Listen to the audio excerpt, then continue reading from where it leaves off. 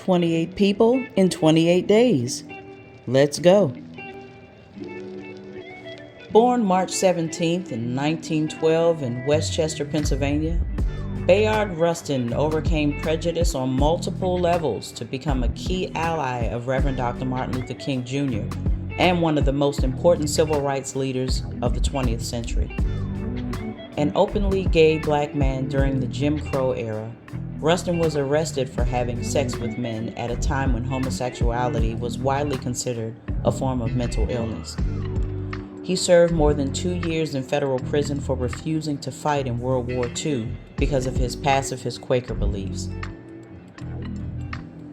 But it was Rustin's connection with Dr. King that became perhaps the high-water mark of his life.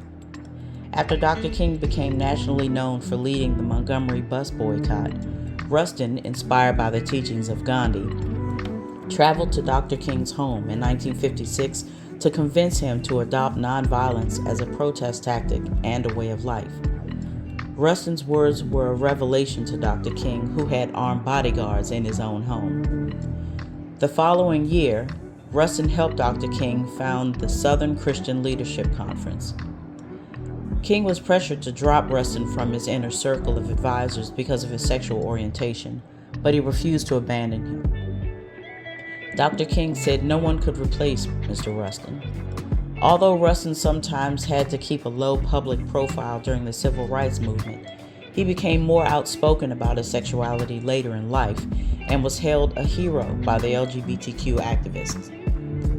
Rustin's crowning achievement was organizing the March on Washington, which brought more than 200,000 peaceful protesters of different races, religions to the national capital in August 1963. The event, culminating in King's "I Have a Dream" speech, was a rousing success. Organizing and gathering was a staggering logistical feat, but Rustin pulled it off in less than 2 months.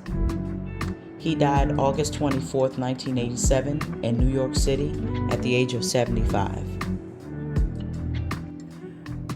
I shared my knowledge with you, and now it's your turn.